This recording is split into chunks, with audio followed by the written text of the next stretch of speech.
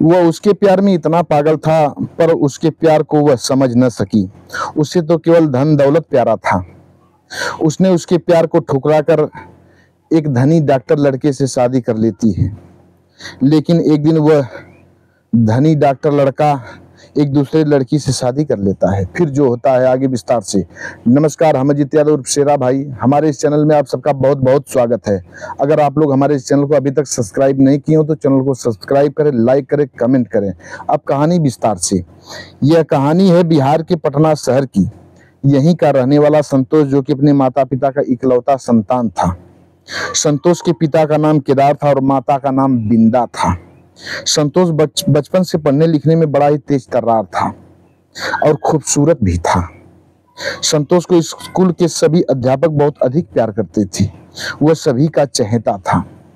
संतोष जिस स्कूल में पढ़ता था उसी स्कूल में एक सपना नाम की लड़की भी पढ़ती थी। सपना बड़ी ही खूबसूरत थी। सपना पढ़ने लिखने में बड़ी तेज और तर्रार थी। सपना पढ़ने लिखने में बहुत ही अच्छी थी। उसके माता पिता बड़े गरीब थे, अर्थात सपना की दयनीय हालत ठीक नहीं थी। सपना के पिता का नाम कुंदन था और माता का नाम सरला था। स्कूल में सपना और संतोष की खूब बनती थी। यूं कहें तो संतोष सपना को जब तक नहीं देखता था स्कूल में उसका मन नहीं लगता था। संतोष सपना से मन ही मन प्यार करता था।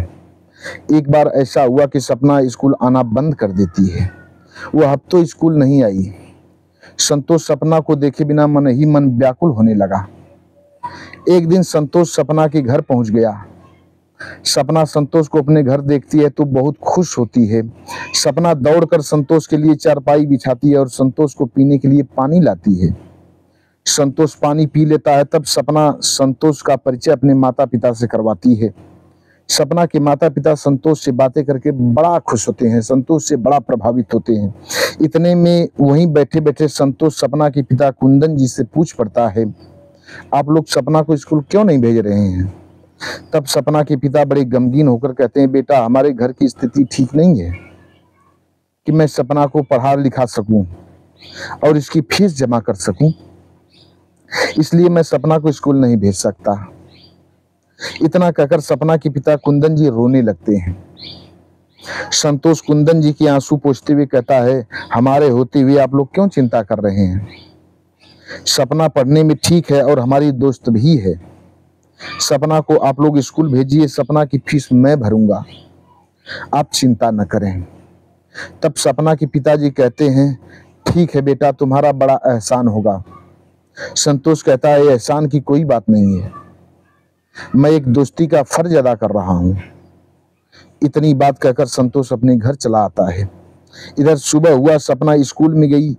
संतोष सपना को देखकर बहुत प्रफुल्लित हुआ, बहुत आनंदित हुआ। अब दोनों हंसी खुशी से स्कूल में पढ़ने लगते हैं। दोनों साथ ही साथ ग्रेजुएशन किए और दोनों यहीं अपनी पढ़ाई खत्म करने का फैसला लेते हैं। ग्रेजुएशन करने के बाद दोनों अपनी यहीं पढ़ाई खत्म करने का फैसला ले लेते हैं। दोनों पढ़ाई पूरी कर अपने अपने घर जाने के लिए जब तैयार होते हैं तभी संतोष मौका पाकर सपना से अपने प्यार का इजहार कर देता है और कहता है, सपना मैं तुमसे बहुत प्यार करता हूं और तुमसे शादी करना चाहता हूं, क्या तुम भी मुझसे शादी करोगी? तब सपना मुस्कुराकर कहती है, संतोष तुम मेरे अच्छे दोस्त हो, मैंने शादी के बारे में कभी नहीं सोचा। मैं अपने मर्जी से शादी नहीं कर सकती, मैं अपने माता पिता के खिलाफ नहीं जा सकती। मेरे माता पिता जहां शादी करने के लिए कहेंगे मैं वहीं शादी करूंगी। संतोष तुरंत बोल पड़ा, क्या मैं तुम्हारे माता पिता से पूछ सकता हूं, हो न हो हमारी तुम्हारी शादी के लिए तैयार हो जाएं? तब सपना कहती, जैसी तुम्हारी मर्जी। इतनी बात कहकर सपना चल देती है और संतोष भी अपने घर आ जाता है। संतोष अपने घर के खेती बाड़ी में उलझ जाता है। सोचता है एक आध हफ्ते बाद चल करके सपना के माता पिता से पूछ लूंगा। अभी सपना कहाँ भागी जा रही है? इधर सपना एक दिन बाजार में अपने गांव की सहेलियों के साथ घूमने के लिए जाती है। बाजार में एक पानी पूरी वाले के दुकान पर पहुंचती है। सहेलियां उसके साथ होती है। वह सहेलियों के साथ पानी पूरी खा रही होती है। तभी एक लड़का जिसका नाम रंजीत होता है उसी दुकान पर आकर के रुकता है। रंजीत सपना को देखता है, सपना रंजीत को देखती है। दोनों मन ही मन मुस्कुराने लगते हैं और दोनों मन ही मन प्यार करने लगते हैं। सपना अपनी सहेलियों से रंजीत के बारे में पूछती है, तब उसकी एक सहेली रंजीत के बारे में बताने लगती है, क्योंकि उसकी सहेली रंजीत को अच्छी तरह से जानती थी। उसकी सहेली कहती है, यह रंजीत है, यह इंग्लैंड से डॉक्टरी की पढ़ाई पूरी करके घर आया है, इसी शहर में अपना हॉस्पिटल खोलने वाला है। रंजीत बड़ा ही अच्छा लड़का है। जब इतनी बात सपना सुनती है, बहुत खुश होती है। इतने में रंजीत सपना की उसी सहेली को बुलाकर अपना मोबाइल नंबर दे देता है। सपना की वह सहेली नंबर लाकर सपना को दे देती है। सपना उस नंबर को शहर से ले लेती है। अब शाम को घूम फिरकर सपना अपने घर जाती है। जब रात को सभी लोग खाना खाकर सो जाते हैं, तब सपना रंजीत के मोबाइल पर फोन कर देती है। रंजीत भी जैसे सपना के फोन का इंतजार कर ही रहा था। अब दोनों में बातचीत होने लगती है। ऐसे ही दोनों कई दिन तक बातचीत करते रहते हैं। एक दिन रंजीत सपना से शादी की बात कर ही देता है। सपना शादी के लिए तैयार हो जाती है। अब इधर एक दिन सुबह सुबह संतोष सपना के घर पर आ पहुंचता है। संतोष जो साथ में पढ़ चुका था सपना की। संतोष द्वार से ही सपना को बुलाने लगता है। सपना एक खिड़की से झांक कर देखती है कि द्वार पर संतोष उसे बुला रहा है। सपना घर से बाहर नहीं निकलती है, देखती है पर घर से बाहर नहीं निकलती है। संतोष की आवाज सुनकर सपना के माता पिता बाहर जाते हैं। अब संतोष को देखते ही वे लोग बहुत खुश होते हैं। वे लोग तुरंत चारपाई बिछाते हैं और संतोष को बैठने के लिए कहते हैं। संतोष चारपाई पर बैठ जाता है। तब सपना के माता पिता से पूछता है, सपना कहाँ है, दिखाई नहीं दे रही है, क्या बात है? तब सपना के माता पिता कहते हैं, सपना घर ही में तो है, उसे सुनाई नहीं दिया होगा आपकी आवाज, हम अभी सपना को बुला करके लाते हैं। अब संतोष को लगा कि हम शादी की बात करने आए हैं, इसलिए शायद वह लज्जा के मारे बाहर नहीं आ रही है, पर बात तो कुछ और थी। इतने में सपना की माँ सपना को बाहर लेकर के आ गई। अब संतोष सपना का कुशल क्षेम पूछता है। कुशल क्षेम पूछने के बाद संतोष सपना के माता पिता से शादी की बात कर देता है। सपना के माता पिता शादी की बात सुनकर बहुत खुश होते हैं। कहते हैं, बेटा हमारा सौभाग्य होगा, सपना तुम्हारे घर जाएगी तो बड़ी खुश रहेगी, क्योंकि तुम दोनों पहले से दोस्त हो। अब शादी हो जाएगी, बेटी सदा खुश रहेगी। जब इतनी बात सपना सुनती है, अपने माता पिता पर झल्ला उठती है, अपने माता पिता पर क्रोधित हो जाती है। वह कहती है, मैं संतोष से शादी नहीं करूंगी।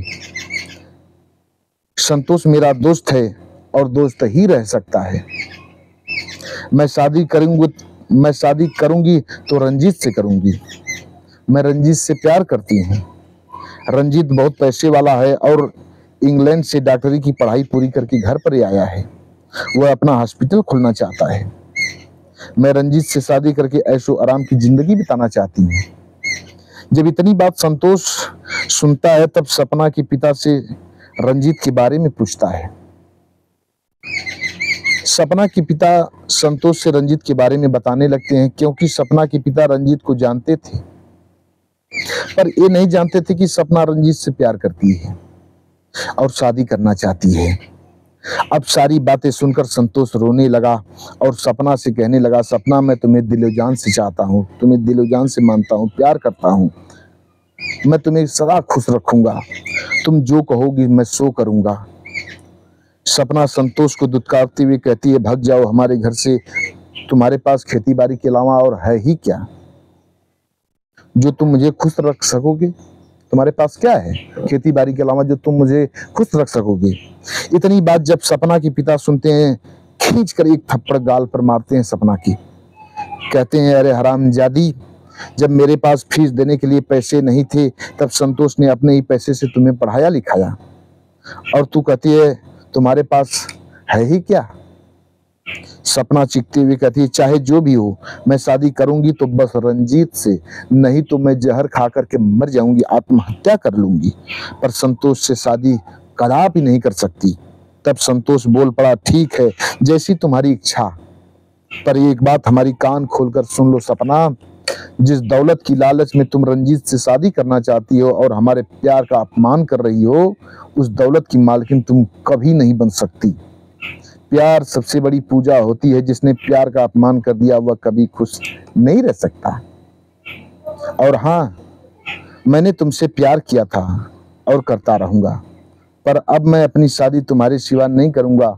अब मैं पूरा जीवन कुंवारा बिताऊंगा। सपना कहती है जैसी तुम्हारी इच्छा।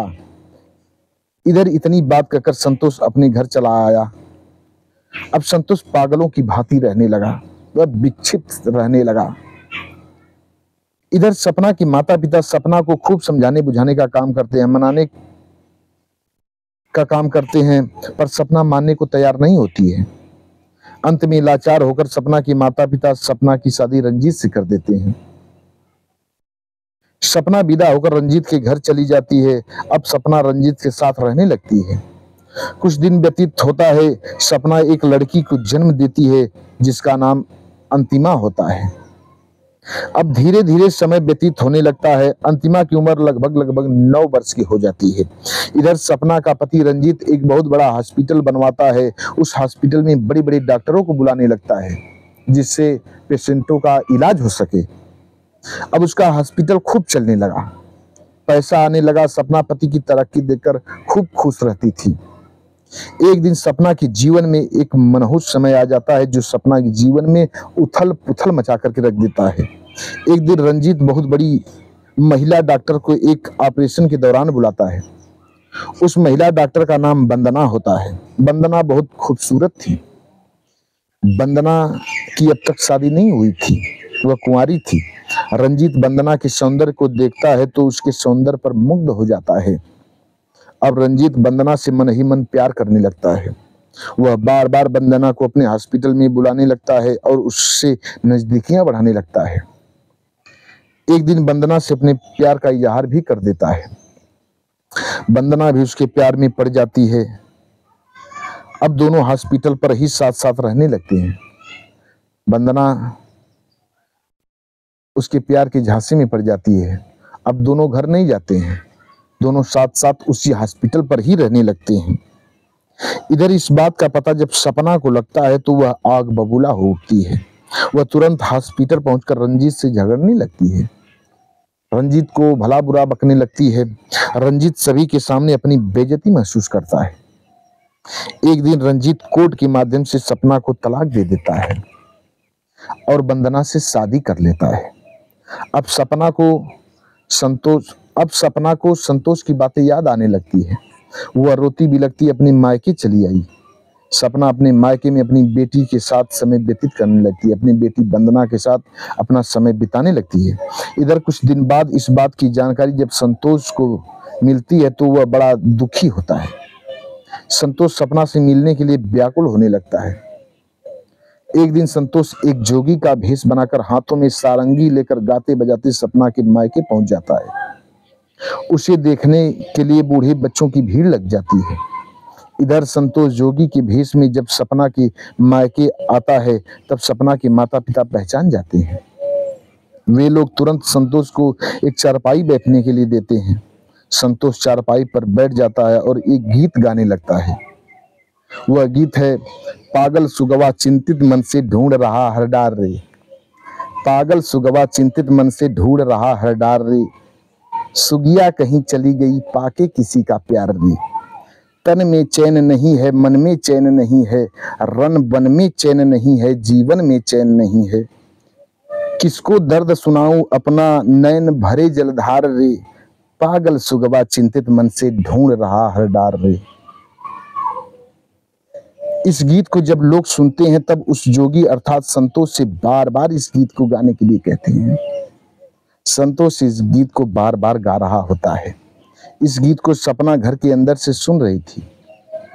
उससे पता चल गया था कि संतोष जोगी बनकर के आ गया है और वही हमारे द्वार पर आज हमारे लिए यह गीत गा रहा है, हमारे विषय में इस गीत को गा रहा है। हाय संतोष मुझसे कितना प्यार करता था और आज जोगी बन गया। अब संतोष जितनी बार गीत गाता था सपना गीत सुनकर फूट फूट करके रोती थी। जब लोगों ने एक बार फिर आग्रह किया उस गीत को गाने के लिए, संतोष उस गीत को फिर गाने लगा। अब सपना को बर्दाश्त नहीं हुआ। सपना दौड़कर संतोष के पैरों पर आकर के गिर पड़ी और रोते हुए कहा, बस करो, बस करो। संतोष चुप हो गया। सपना के हाथों को पकड़कर उठाया। सपना संतोष से माफी मांगने लगती है। कहती है, मुझसे बहुत बड़ी भूल हो गई, मुझे क्षमा कर दो। संतोष कहता है, अरे पागल, मुझसे क्षमा क्यों मांग रही हो? जो तुमने किया सो पाया। अब संतोष सपना को धैर्य बंधाता है। जो हुआ अब उसको तुम्ही को झेलना पड़ेगा, सब बर्दाश्त करो और अपना समय व्यतीत करो।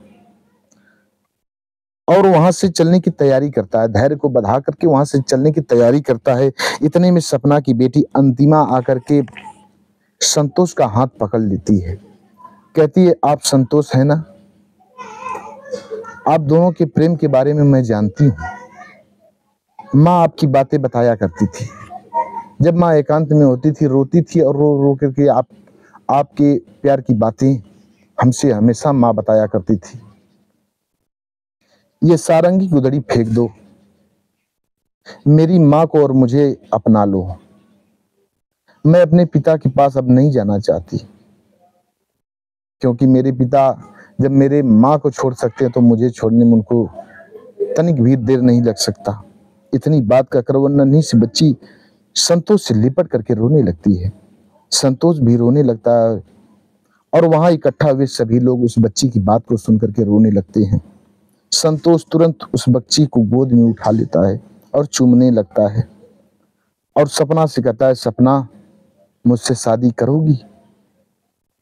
जब इतनी बात सपना सुनती है, सपना दौड़ पड़ती है, संतोष के अखबार से लिपट करके खूब रोती है, खूब रोती है और खूब रोती है। बस आज की कहानी इतने तक। अगर कहानी अच्छी लगे आप लोग इस चैनल को लाइक करें, सब्सक्राइब करें। नमस्कार, हम अजित यादव उर्फ शेरा भाई मिलते हैं नेक्स्ट वीडियो में किसी एक नई कहानी के साथ। तब तक के लिए नमस्कार।